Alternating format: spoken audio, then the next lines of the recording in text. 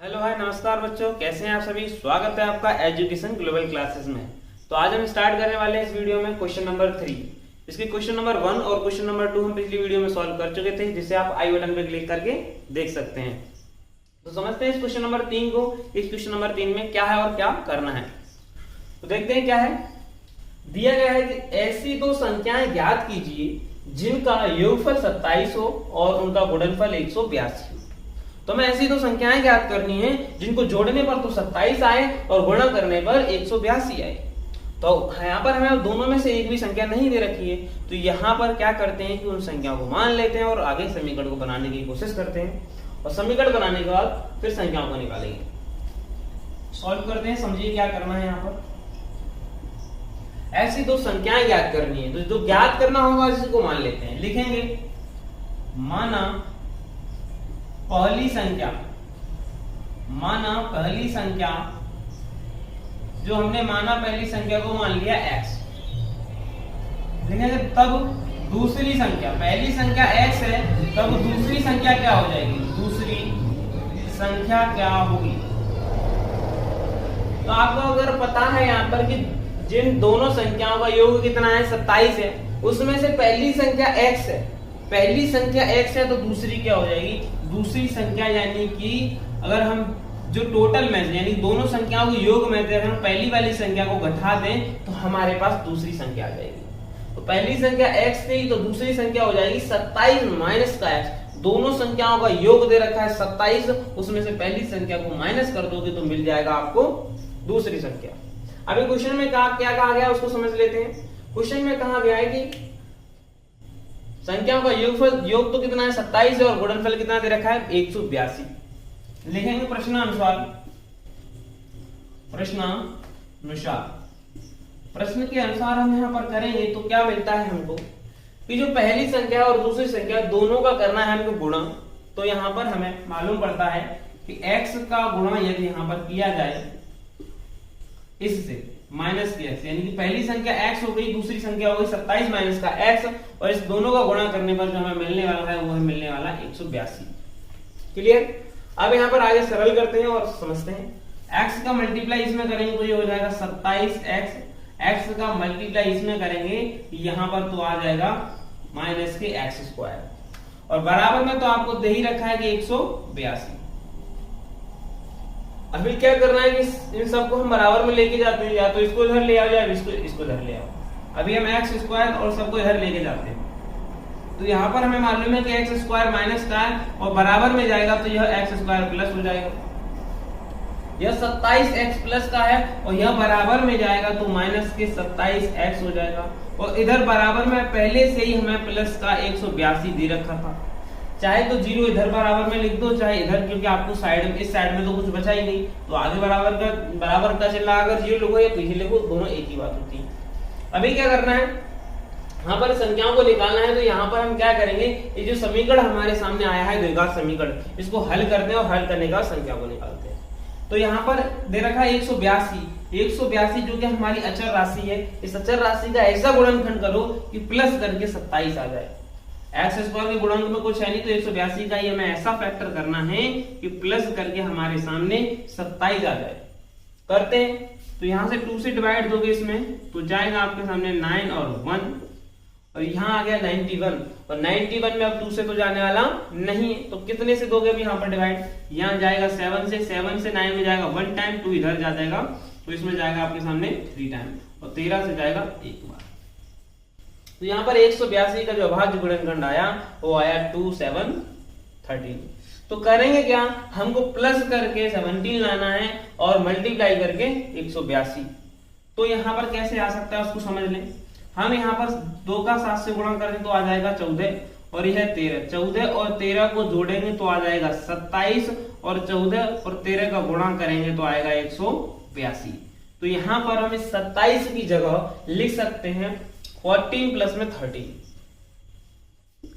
X square minus, यहाँ पर आप लिख सकते हो 14 प्लस में 13, दोनों को जोड़ने पर 27 और गुणा करने पर 182 आ ही रहा है। इस बात को हम समझ चुके हैं।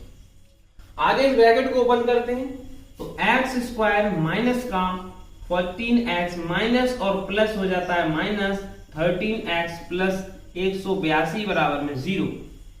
अभी आप लोग देखोगे यहाँ पर इस समीकरण को हमने कर लिया है, ओपन ब्रैकेट ओपन कर लिया है। अब इन दोनों में से चाहिए कॉमन, तो यहां से और यहां से हमें कॉमन क्या मिल सकता है, x है, x है दूसरे वाले पद में, तो x कॉमन मिल जाएगा। यहाँ एक्स स्क्वायर में से x कॉमन निकाल लोगे तो यहाँ क्या रह जाएगा, x माइनस x निकाल लिया है आपने, तो क्या बचा, ओनली 14 बचा। इन दोनों से में से भी हमें चाहिए कॉमन, तो यहाँ पर 13 है और यहाँ 182, जो कि 13 है ना, एक 13 के मल्टीपल में 182 आता है, यानी कि गुणनखंड में आता है, मल्टीपल में आता है। तो यहाँ पर हम क्या करेंगे, इन दोनों में से निकाल लेंगे माइनस के 13 कॉमन, तो यहाँ रह जाएगा x माइनस कॉमन निकाला है आपने, तो इस प्लस की जगह क्या आ जाएगा, यहाँ पर माइनस कॉमन आ जाएगा, यानी कि माइनस निकाला बाहर आपने, तो माइनस ये वाला यहाँ आ गया, प्लस था लेकिन माइनस नहीं, तो माइनस निकालोगे तो यहाँ क्या आ जाएगा, माइनस। ठीक है, यहाँ पर देख पा रहे हो 182, जो 13 से भाग दोगे तो जाएगा 14 बार, जो बराबर में आ जाएगा 0। दोनों की तुलना कर दोगे, दोनों में से यहाँ पर देख पा रहे हो कि यह इस ब्रैकेट दोनों के दोनों हमें सेम नजर आ रहे हैं, और सेम ब्रैकेट में से एक ब्रैकेट को लिख लेते हैं और जो हमें ब्रैकेट के बाहर दिया रखा हो उसको एक ब्रैकेट में रख देते हैं, बराबर में आ गया 0।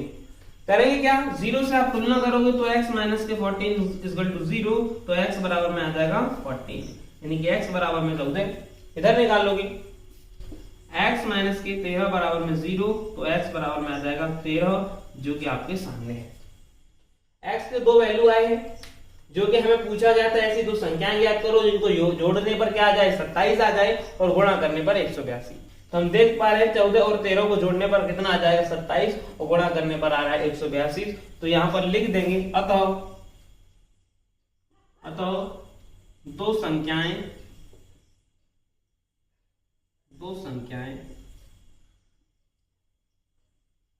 14, 13 होंगी, अतः दो संख्याएं 13, 14 होंगी जिनका योग करने पर 27 और गुणनफल करने पर 182 आ जाए। तो यह होता है क्वेश्चन नंबर 3 कंप्लीट। समझते हो क्वेश्चन नंबर 4 को, कि क्वेश्चन नंबर 4 में क्या दिया है।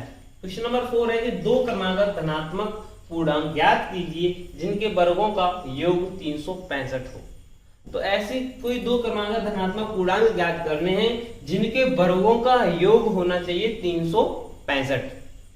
तो हम यहाँ पर बात कर लेते हैं कि ये क्रमागत धनात्मक पूर्णांक क्या होते हैं। तो इनके बारे में अपने पिछले क्वेश्चनों में बात कर चुके हैं, लेकिन फिर समझ लेते हैं। दो क्रमागत, ऐसी दो कोई क्रमागत संख्या जो कि धनात्मक हो, तो धनात्मक और क्या होनी चाहिए ऊपर से पूर्णांक। धनात्मक पूर्णांक यानी कि 0 से सभी बड़ी संख्याएं सभी हमारी धनात्मक पूर्णांक होती है, ठीक है, और 0 से सभी छोटी संख्याएं ऋणात्मक पूर्णांक कहलाती हैं। तो हमें करना क्या है कि दो क्रमागत संख्याएं चाहिए। अब क्रमागत की बात करें तो मैं कहूंगा 1 के बाद दूसरी संख्या क्या आएगी, 2, तो ये हो गया एक क्रम। अगर मैं कहूं कि 9, तो 9 के बाद क्या आने वाला है, 10, तो ये दो क्रमागत संख्या, ये भी दो क्रमागत संख्या है।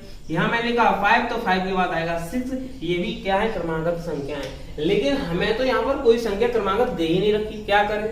तो मैंने कहा कि अगर मान ले x कोई क्रमागत संख्या है आपके पास, x पहली क्रमागत संख्या है, तो दूसरी क्या हो जाएगी, x प्लस में 1। क्यों x प्लस में 1 हुआ, क्योंकि हम देख पा रहे थे कि 1 से 2 आया तो भी तो प्लस 1 हुआ, 5 से 6 आया तब भी तो 1 प्लस किया था, 9 से 10 हुआ तब भी तो 1 प्लस हुआ। यानी कि किसी भी क्रमागत संख्या के लिए हमको 1 प्लस करना है।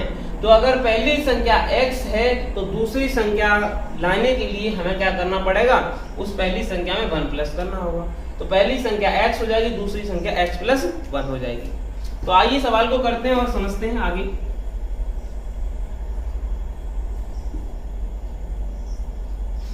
तो लिखेंगे,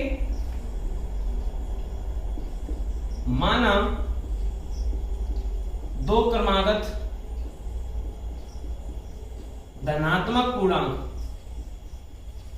दो क्रमागत धनात्मक पूर्णांक होंगे जो आपके सामने, पहला x हो जाएगा, दूसरा वाला x प्लस में 1।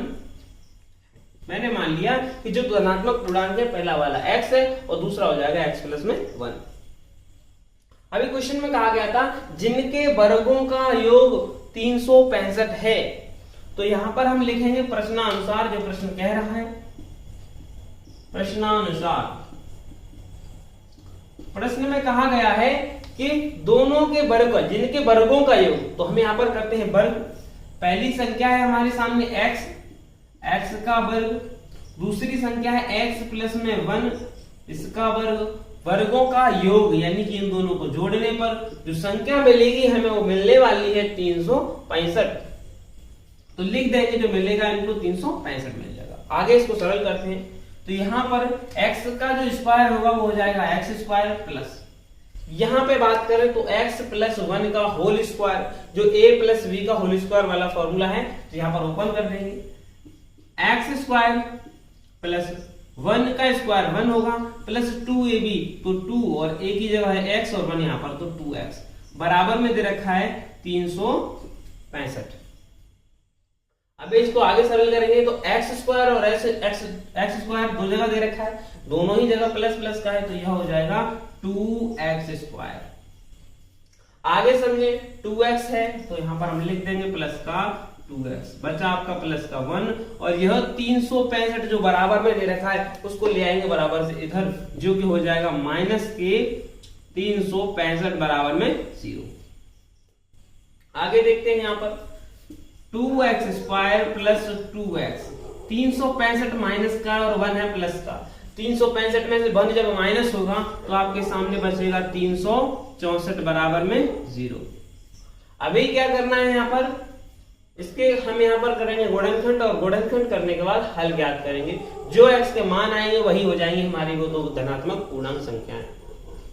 लेकिन यहाँ पर हम देख पा रहे हैं कि पूरे समीकरण में यहाँ पर 2x स्क्वायर 2x माइनस के 364 दोनों में ही हमें दिख रहा है, यहाँ पर तीनों पदों में ही दिख रहा है कि जो हमारा 2 है वो 2 क्या हो सकता है, यहाँ पर 2 से डिवाइड हो सकता है, और 2 से हम डिवाइड देंगे तो यहाँ क्या बचेगा x square plus x minus यहाँ पर 2 से डिवाइड देंगे तो इतना आ जाएगा, और 1 से इधर जाएगा 8 टाइम इधर जाएगा 2 बराबर में 0, x square plus x minus 182।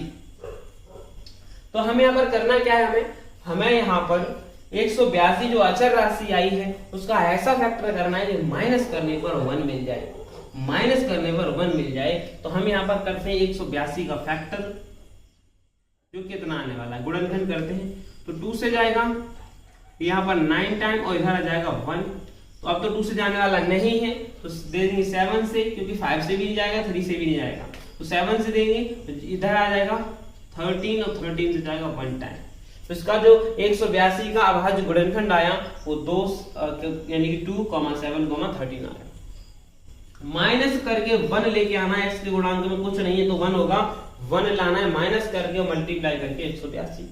तो यहाँ पर 2 और 7 का मल्टीप्लाई करोगे आ जाएगा 14, में से माइनस कर दो आप 13 को तो क्या बच जाएगा 1, और 14 मल्टीप्लाई हो जाएगा 13 तो आपके सामने जो आएगा वह आ जाएगा 182। इसका मतलब हम यहाँ पर इस x की जगह लिख सकते हैं 14 माइनस का 13, तो x स्क्वायर प्लस इस x की जगह लिख दोगे 14 माइनस के 13 ब्रैकेट के बाहर x और 182 बराबर में 0। आगे सरल करते हैं इसको और समझते हैं।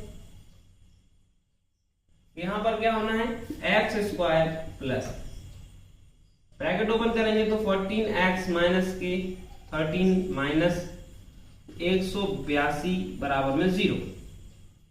अभी इन दोनों संख्या में से चाहिए हमें कॉमन, तो पहले पदों में दूसरे पदों में से कॉमन चाहिए, तो क्या मिलेगा कॉमन, यहाँ x स्क्वायर प्लस 14x, दोनों में से तो x कॉमन निकाल लो, तो x मिल गया हमें कॉमन, क्योंकि x यहाँ पर भी x यहाँ पर भी, तो x प्लस का 14, यहां से हम x निकाल चुके थे इसलिए इन दोनों पदों में से कॉमन निकाल लोगे तो माइनस का 1 कॉमन, माइनस का 13 कॉमन मिल जाएगा, क्योंकि यहाँ माइनस है यहाँ माइनस है तो माइनस हमने कॉमन निकाल लिया, x तो हमें मिल ही रहा है, तो यहाँ क्या बचेगा x माइनस कॉमन निकाल लिया यहाँ से तो क्या बचेगा प्लस 13 से 182 में भाग देते हैं तो आएगा 14 बराबर में 0।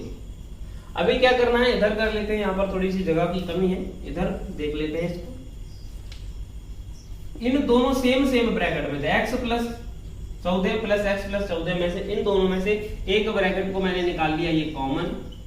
अब क्या करते हैं कि जो ब्रैकेट के बाहर रह गया इसको भी रख देते हैं एक ब्रैकेट, x माइनस के 13 बराबर में 0। आपने देखा कि इस यहाँ पर जो हमारे पास समीकरण आया था इसको सरल करने के बाद जो दो ब्रैकेट ये आ गए, यहाँ पर 0 से तुलना करते हैं तो x प्लस 14 बराबर में 0, तो x बराबर में आ जाएगा माइनस के 14, इधर आ जाएगा x माइनस के 13 बराबर में 0 और x बराबर में आ जाएगा 13। यहाँ पर x की दो वैल्यू आ रही है। हम यहाँ पर चेक करते हैं कि दो क्रमांक धनात्मक पूर्णांकों के बारे में बात किया गया था, तो यहाँ पर माइनस के 14 तो ऋणात्मक है, जो कि मान्य नहीं होगा। यहाँ लिखेंगे माइनस के 13 माइनस के 14 जो मान्य नहीं है, क्योंकि ऋणात्मक पूर्णांक है। कैसा है? ऋणात्मक पूर्णांक है, इसलिए। तो मान्य क्या होगा? x बराबर में 13। तो यहां पर जो दो क्रमागत संख्याएं हमने मानी थी, उनमें से पहली वाली तो x थी, दूसरी वाली थी x प्लस में 1। तो यहां पर लिख देंगे अतः दो क्रमागत पूर्णांक धनात्मक पूर्णांक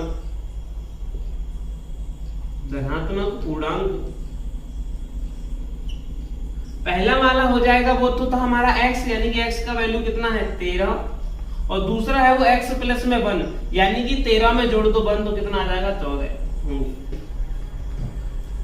तो यहाँ पर हम ज्ञात कर चुके हैं क्वेश्चन नंबर 4 में जिसके बारे में पूछा गया था दो क्रमांक धनात्मक पूर्णांक। तो दो क्रमांक धनात्मक पूर्णांक हमारे सामने है 13, 14, जिनके वर्गों का योग होगा हमारे सामने कितना? 365। तो ये क्वेश्चन नंबर 4 हो चुका है कंप्लीट। आइए नेक्स्ट चलते हैं, नेक्स्ट क्वेश्चन नंबर 5 पे। तो आइए समझते हैं क्वेश्चन नंबर 5 को। क्वेश्चन नंबर 5 में क्या दे रखा है? क्वेश्चन नंबर 5 है कि एक समकोण त्रिभुज की ऊंचाई उसके आधार से 7 सेंटीमीटर कम है। यदि कर्ण 13 सेंटीमीटर का हो तो उसकी अन्य दो भुजाएं ज्ञात कीजिए। तो हमसे कहा गया है कि एक समकोण त्रिभुज है। तो सबसे पहले हम एक समकोण त्रिभुज को बना लेते हैं, उसके बाद समझते हैं कि क्वेश्चन कह क्या रहा है। तो आइए हम समझ लेते हैं। यहाँ पर समकोण त्रिभुज बनाकर हमने यहाँ पर बनाया एक समकोण त्रिभुज, जिसका एक कोण 90 डिग्री का होना चाहिए, जो कि ये है। अब क्या कह रहा है क्वेश्चन में, समझते हैं। क्वेश्चन में कहा है कि एक समकोण त्रिभुज की ऊंचाई इसके आधार से 7 सेंटीमीटर कम है। ऊंचाई आधार से 7 सेंटीमीटर कम है, तो यह हम भली भांति जानते हैं कि यह जो नीचे वाली रेखा है इसको आधार कहते हैं, और ये आपको लंबवत खड़ी हुई रेखा दिख रही है, ये ऊंचाई है, और यह समकोण के सामने वाली ये भुजा होती है कर्ण। क्वेश्चन में कहा है कि ऊंचाई इसके आधार से 7 सेंटीमीटर कम है, तो हमको आधार मालूम होना चाहिए। आधार नहीं मालूम, अगर मैंने मान लिया कि आधार x है तो ऊंचाई कितनी हो जाएगी? 7 सेंटीमीटर कम। तो ऊंचाई यानी कि x में से कम हो जाएगी 7 सेंटीमीटर कम। अगर x ये आया है हमारा, तो यानी कि आधार x है तो 7 सेंटीमीटर कम हो जाएगी ऊंचाई। कर्ण हमको दे रखा है, यदि कर्ण बराबर 13 सेंटीमीटर हो तो कर्ण बराबर 13 सेंटीमीटर हम सवाल में ही दिया है। अब आगे कहा गया कि अन्य दो भुजाएं ज्ञात कीजिए। तो जो हमने काम किया है सबसे पहले उसको मान लेते हैं, कर लेते हैं। लिखेंगे माना त्रिभुज का आधार, तो मैंने त्रिभुज के आधार को मान लिया x सेंटीमीटर। क्लियर? अगर त्रिभुज का आधार x सेंटीमीटर है तब त्रिभुज की ऊंचाई क्या होगी? तब त्रिभुज की जो ऊंचाई है वो हो जाएगी आपके सामने x माइनस का 7 सेंटीमीटर। तो कहा गया था आधार से 7 सेंटीमीटर कम है ऊंचाई, तो मैंने आधार में से 7 को घटा दिया। आगे कहा गया है कि कर्ण हमें दे रखा है 13, तो लिखेंगे दिया है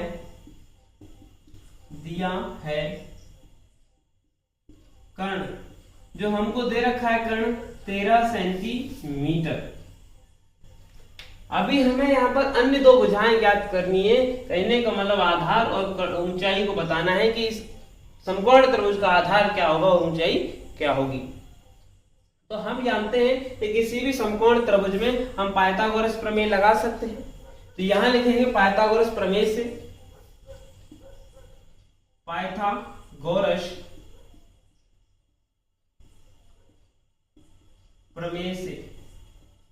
तो इस समकोण त्रिभुज में हम लगाते हैं पाइथागोरस प्रमेय। पाइथागोरस प्रमेय क्या कहती है कि ऊंचाई का स्क्वायर और प्लस आधार का स्क्वायर बराबर में कर्ण का स्क्वायर, यानी कि दो छोटी भुजाओं का स्क्वायर, दो छोटी भुजाओं का योग बराबर होता है बड़ी भुजा की। यही तो होता है पाइथागोरस प्रमेय। तो दो छोटी भुजाएं क्या है हमारे सामने, उनको लिख लेते हैं। यानी कि यो हमारा आधार है और यह लंब है, यानी कि ऊंचाई है। तो लिखेंगे x माइनस के 7 का स्क्वायर प्लस यहाँ पे आधार दे रखा है यानी कि x का स्क्वायर और बराबर में होगा हमारा 13 का स्क्वायर। पाइथागोरस प्रमेय क्या कहती है कि छोटी दो भुजाओं का योग, यानी दो छोटी भुजाओं का इस वर्ग का योग बराबर होता है बड़ी भुजा के वर्ग के बराबर। तो यहाँ पर हमने लिख दिया। नहीं आता पाइथागोरस प्रमेय तो यहाँ पर आप लिख सकते हो लंब का स्क्वायर प्लस में आधार का स्क्वायर बराबर होता है कर्ण के स्क्वायर के। तो यहाँ पर जो लंब यानी कि जो ऊंचाई थी उसको हमने लिख दिया, इसका स्क्वायर, आधार का स्क्वायर यानी कि आधार x माना था तो x स्क्वायर बराबर में कर्ण दे रखा था 13 तो 13 का स्क्वायर। आगे इसको सरल करते हैं और द्विघात समीकरण बनाते हैं और उसके बाद दो भुजाओं को ज्ञात करते हैं। यहाँ पर हम देख पा रहे हैं x माइनस का 7 का होल स्क्वायर। तो यहाँ पर a माइनस b का होल स्क्वायर का फॉर्मूला लगा देंगे जो कि हो जाएगा x स्क्वायर माइनस, यहाँ पर क्या होता है, यहाँ पर हम सॉरी यहाँ पर होगा प्लस का साइन, क्योंकि a माइनस b का होल स्क्वायर होता है a square plus b square. 7 का स्क्वायर क्या हो जाएगा 49, b स्क्वायर माइनस के 2ab, तो माइनस का 2 और a की जगह दे रखा है x और b की जगह दे रखा है 7। तो यहाँ पर आप क्या करोगे 2 से मल्टीप्लाई करोगे 7 का तो आ जाएगा 14x प्लस x का स्क्वायर रहेगा x स्क्वायर और 13 का स्क्वायर सबको पता है 169। आगे सरल करते हैं इसको। तो हमने देखा x स्क्वायर और x स्क्वायर हो जाएगा आपके सामने 2x स्क्वायर और यहाँ पर दे रखा है माइनस की 14x और आपको के सामने रहेगा प्लस का 49 और इधर जो दे रखा है 169, इसको इधर ले आएंगे तो ये हो जाएगा माइनस का 169 बराबर में 0। आइए थोड़ा सा और सरल करते हैं। तो 2x स्क्वायर माइनस के 14x, यहाँ पर क्या होगा आपके सामने 169 लिखे हैं माइनस का और 49 लिखा हुआ है प्लस का। 169 में से 49 को माइनस करोगे तो आ जाएगा आपके सामने माइनस का, यहाँ माइनस करोगे तो 9 में से 9 जाएगा 0 और 6 में से 4 जाएगा तो 2 और 1 का 1, 120 आपके सामने। अभी हम यहाँ पर देख पा रहे हैं 2x स्क्वायर माइनस के 14x माइनस के 120 बराबर में 0। ऐसी कंडीशन में जब हमें पूरे समीकरण में 2 कॉमन दिखाई पड़ रहा हो तो हम 2 से डिवाइड दे देंगे और 2 से डिवाइड देने पर यहाँ से 2 कैंसिल हो जाएगा यानी x स्क्वायर बचेगा। यहाँ से 2 से डिवाइड देंगे तो 7x बचेगा और यहाँ से यहाँ पर डिवाइड देंगे तो 60 बच जाएगा बराबर में 0।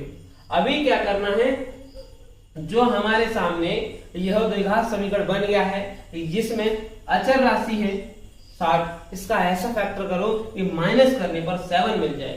तो करते हैं फैक्टर, 60 का ऐसा फैक्टर करो कि माइनस करने पर 7 मिल जाए। तो 2 से डिवाइड देंगे कितना आ जाएगा 30, 2 से देंगे तो आ जाएगा 15 और 2 से जाने वाला नहीं, 3 से 5 और 5 से 1, माइनस करके 7 लाना है। तो समझते हैं आगे। मैंने कहा कि यहाँ पर आपको माइनस करके 7 लेके आना है तो आप एक काम करें, यहाँ पर 3 का मल्टीप्लाई करें 2 से तो आ जाएगा 6 और यहाँ पर 5 का मल्टीप्लाई करें 2 से तो आ जाएगा आपके सामने 10, जो कि दोनों को ऐड करने पर तो हो जाएगा, यानी कि माइनस करने पर 7 लेके आना है, यानी कि नहीं आ रहा। तो क्या कर सकते हैं यहाँ पर, यहाँ मल्टीप्लाई करें तो 4, इसमें मल्टीप्लाई करेंगे तो 15 में से 4 जाएगा, नहीं आएगा। 5 का गुणा करें 10, नहीं गलती कर दी होगा, लग तो ऐसा ही रहा है हमको। 1 मिनट,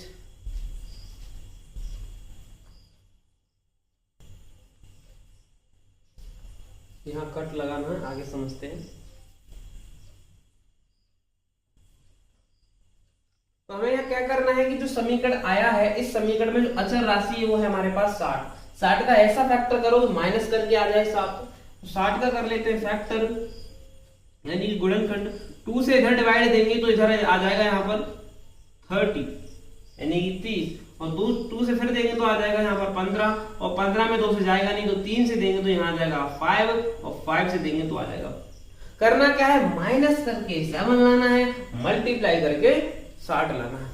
तो देखो यहाँ पर कर लो, 2 का मल्टीप्लाई 2 से करेंगे 4, और 4 का मल्टीप्लाई 3 से करेंगे तो 12, यानी कि ये आ गया 12, और 12 में से माइनस कर दो 5, 12 में से 5 को माइनस करोगे तो यहाँ पर आ जाएगा 7, और 12 और 5 का मल्टीप्लाई करते तो 12 पंजे आ जाता है 60। इसका मतलब हमने जो किया वो ठीक है।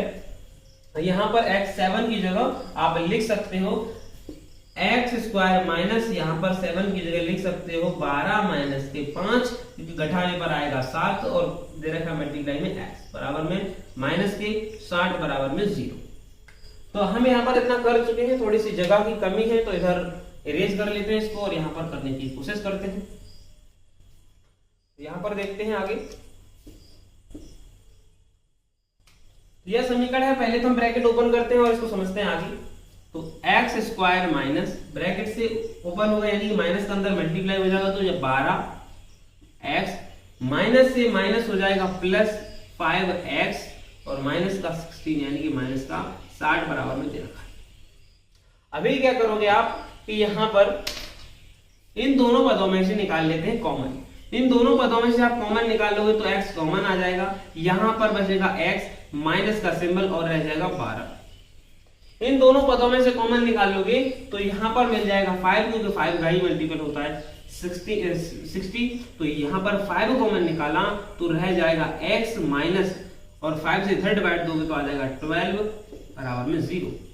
यहाँ दोनों सेम ब्रैकेट में से एक ब्रैकेट कॉमन निकाल लो तो x माइनस के 12, और दूसरा आ जाएगा हमारा x माइनस के प्लस के 5 बराबर में 0। 0 से तुलना करोगे यहाँ पर दोनों ब्रैकेटों की, x माइनस के 12 बराबर में 0, तो x बराबर में आ जाएगा प्लस का 12, और यहाँ पर आप तुलना करोगे तो x प्लस के 5 बराबर में 0, तो x बराबर माइनस के 5, यानी कि जो x के वैल्यू आई है वो 2 आए हैं। पहला वैल्यू है 12 और दूसरा है माइनस के 5। कौन सा वैल्यू होगा इसमें? यहाँ पर हमें त्रिभुज की अन्य 2 भुजाएं ज्ञात करनी थी। भुजाएं क्या नेगेटिव हो सकती हैं? भुजाएं कभी भी नेगेटिव नहीं होगी, ऋणात्मक नहीं होगी। तो यहाँ पर लिखेंगे मान्य नहीं होगा, क्योंकि यह त्रिभुज की भुजा है। क्या है?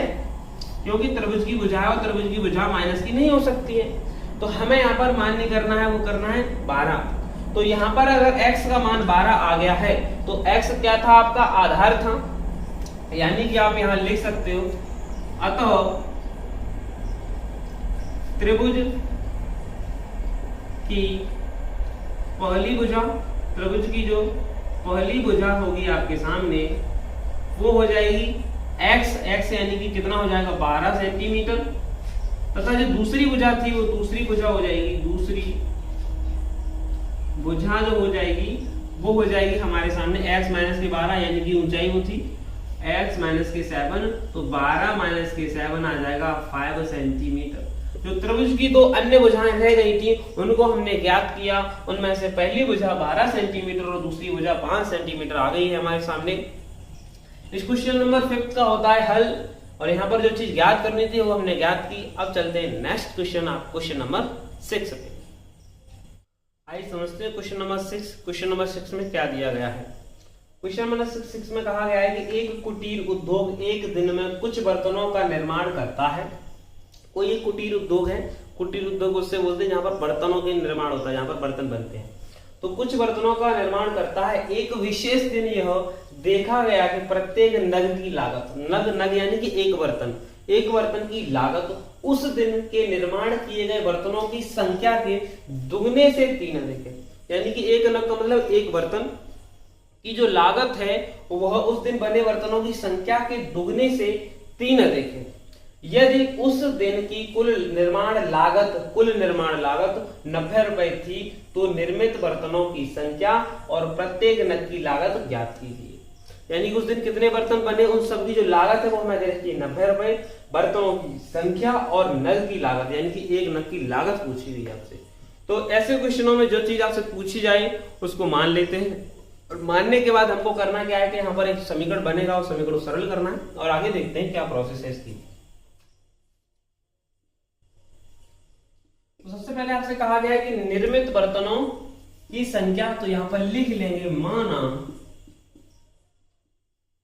निर्मित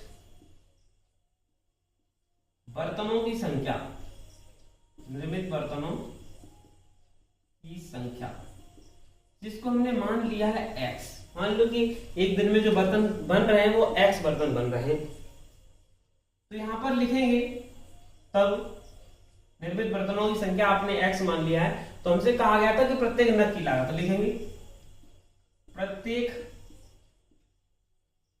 नग की लागत, यानी कि प्रत्येक नग की लागत, यानी कि यही दो चीज आपसे पूछी गई। पहला बर्तन की संख्या, तो बर्तन की संख्या x हो गई, और पूछा गया प्रत्येक नग की लागत, तो नग की लागत के लिए आपसे कहा गया है कि प्रत्येक नग की लागत उस दिन निर्मित बर्तनों की संख्या, तो बर्तनों की संख्या क्या थी x, बर्तनों की संख्या के दोगुने, यानी कि x का कर दो दोगुना, दुगने से 3 अधिक है, दुगने से 3 अधिक है, यानी कि इसमें भी कितना अधिक है, 3 अधिक है। तो यहां पर यह आ जाएगी प्रत्येक बर्तन की लागत, यानी कि एक बर्तन में कितनी लागत लग रही है। तो हमने यहाँ पर दोनों चीजों को मान लिया है कि किस प्रकार दे रखी थी। आगे लिखते हैं कि और क्या दे रखा है, हमें और सवाल में दे रखा है कुल निर्माण लागत, यानी कि जो कुल बर्तन बने हमारे उन सब में जो निर्माण लागत, यानी कि जो बनने की कॉस्ट प्राइस आई है वो क्या आई है, वो आई है 90 रुपए। तो लिखेंगे जो हमको दिया है कुल निर्माण लागत, हमको दे रखी है क्वेश्चन में निर्माण लागत, कुल निर्माण लागत दे रखी है 90 रुपए। तो आप बताइए मुझे कि किसी भी चीज की निर्माण लागत कैसे निकालेंगे। तो यहां पर हमें दे रखा है बर्तनों की संख्या, मान लो कि एक बर्तन है हमारा, कोई भी बर्तन है, एक बर्तन हमारा 5 रुपए में बन रहा है, तो 2 बर्तन कितने बन जाएंगे, यानी 2 का गुणा कर देंगे 5 में। ऐसे ही अगर हमारा बर्तनों की संख्या x है और एक बर्तन की लागत है वो हमारे पास है 2x + 3, तो यहां पर इन दोनों का यदि आप मल्टीप्लाई कर दोगे तो आपके सामने जो संख्या आएगी वो हो जाएगी निर्माण लागत, जो कि हमें दे रखी है 90 रुपए। तो आइए इसको सरल करते हैं और समझते हैं। x का 2x से मल्टीप्लाई करोगे तो 2x² और x का 3 से मल्टीप्लाई करोगे तो 3x बराबर में दे रखा है 90। 90 को इधर ले आओगे तो यह हो जाएगा 2x² + 3x, 90 आ जाएगा माइनस का बराबर में 0। यहां पर हमारे सामने इस समस्या का जो भी हल निकला, यानी कि वो द्विघात समीकरण बन चुका है हमारे सामने। इस द्विघात समीकरण को हल करेंगे, तो द्विघात समीकरण को हल करने के लिए हमने गुणनखंड विधि सीख रखी है, और उसमें क्या करते हैं, अचर राशि का गुणनखंड करते हैं। और अचर राशि का गुणनखंड पहले देख लेते हैं, क्या x² के गुणांक में भी कुछ दे रखा है। तो यहाँ पर जो अचर राशि है वो है 90 और x² के गुणांक में दे रखा है 2, तो इन दोनों का पहले गुणा कर लेंगे तो आ जाएगा 180। 90 और 2 का गुणा करने पर आया 180। 180 का ऐसा फैक्टर करो कि माइनस करने पर 3 मिल जाए।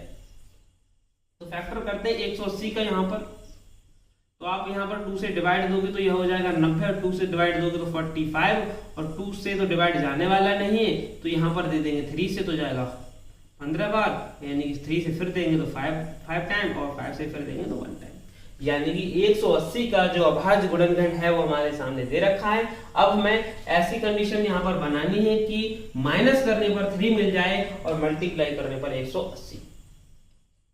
तो करते हैं यहाँ पर कि किस कंडीशन में हमें मिलने वाला है। तो यहाँ पर क्या करोगे आप, यहाँ पर मल्टीप्लाई करोगे 3 का 2 से तो आ जाएगा 6, और 6 का मल्टीप्लाई कर दोगे 2 से तो आ जाएगा 12, 12 आ गया। और यहाँ पर इसका मल्टीप्लाई कर दोगे 5 का 3 से आ जाएगा 15, यानी कि 15 में से 12 को माइनस करते हैं तो 3 मिल जाता है। और आप 15 का मल्टीप्लाई 12 से करोगे तो 180 मिल जाता है। और यही तो हमें चाहिए था कि माइनस करने पर 3 आ जाए और गुणा करने पर 180। अब क्या करते हैं, हम यहाँ पर इस 3 की जगह लिख सकते हैं 15 माइनस के बाद, तो 2x² प्लस यहाँ पर लिख देंगे 15 माइनस का 12, तो 15 में से 12 माइनस होगा तो आ जाएगा 3x, इसके गुणा में लिखा है तो गुणा में लिख देंगे, माइनस का 90 बराबर में 0। अभी इस ब्रैकेट को ओपन करते हैं और आगे की कहानी को समझते हैं। 2x² प्लस का सिंबल है, आगे जाएगा तो प्लस ही रहेगा 15, यहां पर माइनस के 12x ही रहेगा, माइनस के 90 बराबर में 0। थोड़ी सी जगह की कमी है, इधर आ जाते हैं और आगे सॉल्व करते हैं।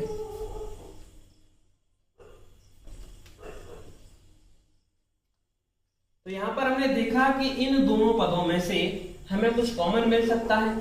तो पहले तो यहाँ 2 नजर आया, 2 को मैंने इधर जाके देखा तो 15, लेकिन 15 तो 2 के मल्टीप्लाई में होता नहीं, मल्टीपल में होता नहीं, 2 कॉमन नहीं मिलेगा। मिलेगा क्या, यहाँ पर है x, यहाँ पर है x, दोनों में से x कॉमन मिल जाएगा। तो मैंने यहाँ पर लिख दिया x कॉमन मिल रहा है। तो x कॉमन मिला तो क्या रह गया, यहाँ पर 2 रह गया और 2x था, x की पावर 2 था तो 1x रह जाएगा। प्लस का सिंबल है, लगा लेंगे और यहां से s कॉमन निकाल लिया है तो यहाँ कितना रह गया होगा, 15। क्लियर। आगे समझने की कोशिश करते हैं कि आगे चीजें क्या हैं और क्या कंडीशंस हैं हमारे सामने।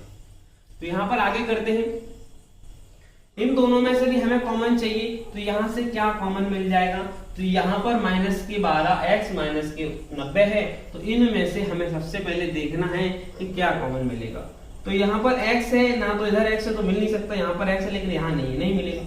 12 है, यहाँ 90, तो 12 के टेबल में 90 नहीं आते हैं तो क्या मिलेगा, 90 नहीं आते हैं। लेकिन यहाँ पर 6 के टेबल में 12 भी आता है और 6 के टेबल में 90 भी, 6 के मल्टीपल में 90 भी होता है। तो यहाँ से दोनों में से हमने ले लिया 6 कॉमन, तो 6 से 12 में डिवाइड देंगे तो यहाँ आ जाएगा 2 और x नहीं निकाला है तो x भी रह जाएगा। माइनस कॉमन निकाल लिया है तो इस माइनस की जगह आ जाएगा प्लस। 6 से डिवाइड देंगे यहाँ पर तो 6 से 9 में जाएगा 1 टाइम और 3 इधर आ जाएगा, यानी कि 30 और 30 में जाएगा 5 बार, यानी कि 15 बराबर में 0। यहाँ सेम ब्रैकेट जो नजर आ रहे हैं उन दोनों में से एक को लिख लो, 2x प्लस में 15 और जो ब्रैकेट के बाहर रह गया उसको रख दो x माइनस के 6 बराबर में 0। क्लियर। तो आगे करते हैं, यहाँ पर 0 से तुलना, 2x प्लस 15 बराबर में 0 और यहाँ आ जाएगा 2x बराबर में माइनस के 15 और x बराबर में माइनस के 15 बट्टे में 2। x का वैल्यू आया माइनस के 15 बट्टे में 2। आगे समझते हैं, x माइनस के 6 बराबर में 0 और बराबर में ले जाओगे तो यह आ जाएगा x का वैल्यू 6। अब आप मुझे बताइए कि आपने क्या माना था, बर्तनों की, यहाँ पर माना निर्मित बर्तनों की संख्या x, तो क्या x का वैल्यू ऋणात्मक हो सकता है? ऐसा हो सकता है कि किसी भी दिन बर्तन माइनस में बन गए हो? तो ऐसा तो नहीं हो सकता, बर्तनों की संख्या माइनस में नहीं हो सकती, तो यहाँ पर ये मान्य नहीं होगा। लिखेंगे मान्य नहीं होगा, क्योंकि यह क्या है, बर्तनों की संख्या है, यह बर्तनों की संख्या है, इसलिए यह मान्य नहीं होगा। बात करें x बराबर 6 तो x बराबर मान्य हो जाएगा, क्योंकि बर्तनों की जो निर्मित बर्तनों की संख्या होगी वो क्या हो जाएगी, 6। यानी कि यहां पर हम लिख सकते हैं, अतः